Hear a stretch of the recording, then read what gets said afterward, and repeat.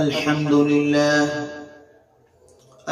لله نحمده ونستعينه ونستغفره ونؤمن به ونتوكل عليه ونعوذ بالله من شرور أنفسنا ومن سيئات أعمالنا من يهده الله فلا مضل له ومن يضلله فلا هادي له ونشهد أن لا إله إلا الله وحده لا شريك له ونشهد أن سيدنا ومولانا محمدا عبده ورسوله. معزز ناظرین کرام، آج میں آپ حضرات کی خدمت میں سورۃ العصر کی مختصر تفسیر پیش کروں گا. والعصر، قسم ہے زمانے کی، ان الانسان لفی خسر، انسان در حقیقت گھاٹے اور نقصان میں ہے.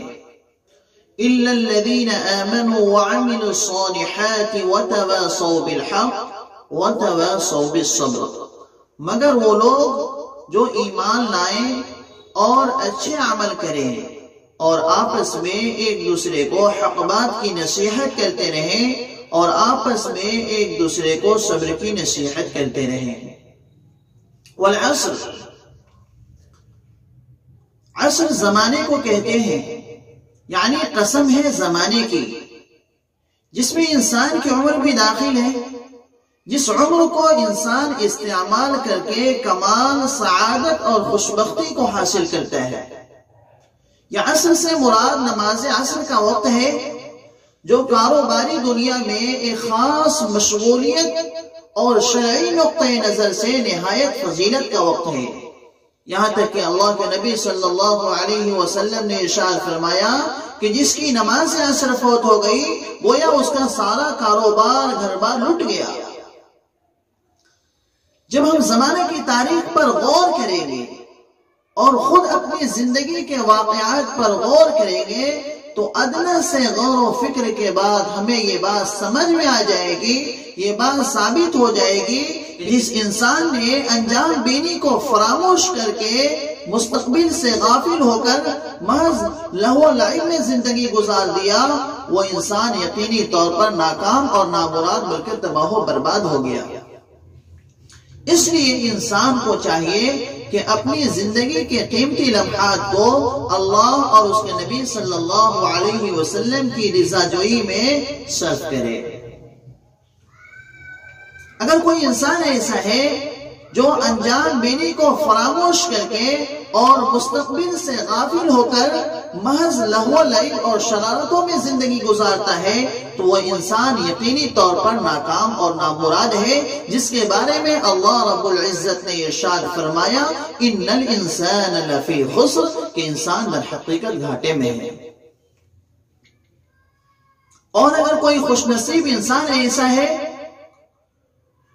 جو اپنی زندگی کے قیمتی لمحات کو یوں ہی ضائع نہیں کرتا بلکہ اللہ اور اس کے نبی صلی اللہ علیہ وسلم کی خوشنودی اور رضا جوئی کے حاصل کرنے میں صرف کرتا ہے اور مواقع کو غنیمت سمجھتے ہوئے کمال اور سعادت اور خوشبختی کو حاصل کرنے میں صرف کرتا ہے، تو وہ انسان یقینی طور پر کامیاب ہے. وَإِنَّ الْإِنسَانَ لَفِي خُسْرٍ میں داخل نہیں ہے. انہی کے بارے میں اللہ رب العزت نے اگلی آیت میں ارشاد فرمایا کہ إِلَّا الَّذِينَ آمَنُوا وَعَمِلُوا الصَّالِحَاتِ وَتَوَاصَوْا بِالْحَقِّ وَتَوَاصَوْا بِالصَّبْرِ. پتہ یہ چلا کہ انسان کو ناکامی سے بچنے کے لیے اور انسان کو کامیاب ہونے کے لیے 4 چیزوں کی ضرورت پڑتی ہے. پہلی چیز جو ہے وہ ہے إِلَّا الَّذِينَ آمَنُوا، کہ اللہ تبارک و تعالی نے اور اللہ کے نبی صلی اللہ علیہ وسلم نے جن چیزوں کے وعدے اور وعید کیے ہیں اور جو ہدایت دی ہے، ہاں ان چیزوں کا تعلق دنیا سے ہو یا آخرت سے ہو، ان پر یقین رکھنا. دوسری جو چیز ہے وَعَمِلُوا الصَّالِحَاتِ، کہ اللہ اور اس کے نبی صلی اللہ علیہ وسلم کے وعدے اور وعید اور ہدایات پر ہم نے یقین تو کر لیا، لیکن اس یقین کا اثر محض ہمارے قلب اور دماغ تک محدود نہ ہو، بلکہ اعضاء اور جوارح سے اس کا اظہار ہو، اپنے بدن کے عمل سے اس کو ظاہر بھی کرے۔ مثال کے طور پر اللہ تعالی نے نماز قائم کرنے کا حکم فرمایا ہے، تو ہم نماز پڑھیں، نماز قائم کریں۔ زکوٰۃ کا حکم فرمایا ہے، زکوٰۃ دیں۔ اس کے علاوہ بہت ساری چیزیں ہیں۔ پڑوسی کے ساتھ اچھے برتاؤ کا حکم فرمایا ہے، والدین کے ساتھ اس نے سلوک کا معاملہ کرنے کے لیے بتلایا ہے۔ یہ تمام چیزیں عمل صالح میں سے ہیں۔ پتہ یہ چلا کہ اگر کوئی انسان ایسا ہے کہ ایمان تو رکھتا ہے اللہ کی وحدانیت، اللہ کے نبی صلی اللہ علیہ وسلم کی رسالت اور اس کے علاوہ چیزوں پر ایمان تو رکھتا ہے، لیکن عمل صالح نہیں کرتا، تو وہ انسان پورے طور پر کامل طور پر کامیاب نہیں ہے۔ تیسری جو چیز ہے وہ ہے وَتَوَاصَوْا بِالْحَقِّ، کہ ہمیں صرف اپنی ذاتی اور شخصی مفاد اور فائدے کو پیش نظر رکھتے ہوئے کام نہیں کرنا چاہیے، بلکہ جس طریقے سے ہم اپنے ذاتی اور شخصی مفاد کو پیش نظر رکھتے ہوئے کام کرتے ہیں، اسی طریقے سے قومی اصلاح، فلاح اور ان کے فائدے کو پیش نظر رکھتے ہوئے بھی کام کرنا چاہیے۔ جب دو مسلمان آپس میں ملے تو ایک دوسرے کو سچے دین اور ہر وقت سچائی اختیار کرنے کی نصیحت کرتا رہے، امر بالمعروف اور نہی عن المنکر کرتا رہے۔ اللہ تبارک و تعالی نے اس امت کے بہترین ہونے کا جو شرف بخشا ہے، اس کی وجہ کیا ہے؟ اللہ تبارک و تعالی نے خود قرآن کریم میں ارشاد فرمایا ہے، کنتم خیر امت اخرجت للناس تأمرون بالمعروف وتنہون عن المنکر، کہ تم بہترین امت ہو۔ بہترین امت کیوں ہو؟ اس لیے کہ تم امر بالمعروف اور نہی عن المنکر کرتی ہو۔ اس کے علاوہ اللہ کے نبی صلی اللہ علیہ وسلم نے ارشاد فرمایا، قسم ہے اس ذات کی جس کی قبضہ قدرت میں میری جان ہے، تم لوگ نیک کاموں کا حکم کرتے رہنا اور بری باتوں سے روکتے رہنا۔ اگر تم نے ایسا نہیں کیا تو عنقریب تم پر اللہ کا عذاب آئے گا، تم دعا مانگو گے، تمہاری دعائیں قبول نہیں ہوں گی۔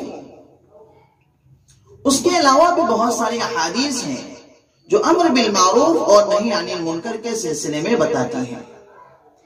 پتہ یہ چلا کہ اگر کوئی انسان ایسا ہے جو ایمان تو رکھتا ہے، عمل صالح بھی کرتا ہے، لیکن امر بالمعروف اور نہی عن المنکر نہیں کرتا، تو وہ انسان پورے طور پر کامیاب نہیں ہے۔ چوتھی جو چیز ہے وہ ہے وَتَوَاصَوْا بِالصَّبْرِ،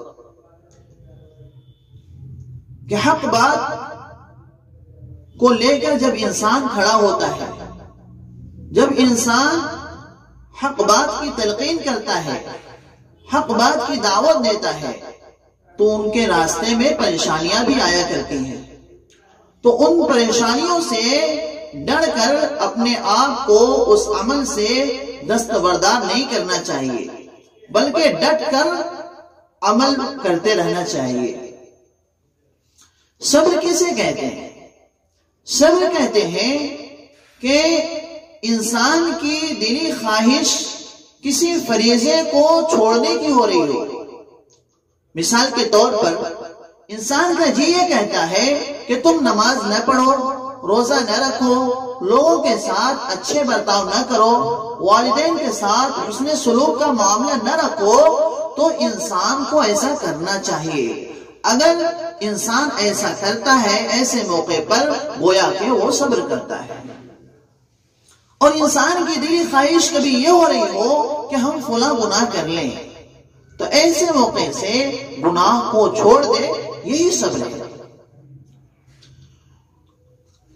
تو اگر کوئی انسان ایسا ہے کہ ایمان تو رکھتا ہے، عمل صالح بھی کرتا ہے، امر بالمعروف اور نہی عن المنکر بھی کرتا ہے، لیکن وتواصوا بالصبر نہیں کرتا، تو وہ انسان کامل اور مکمل نہیں ہے، یعنی وہ انسان پورے طور پر کامیاب نہیں ہے۔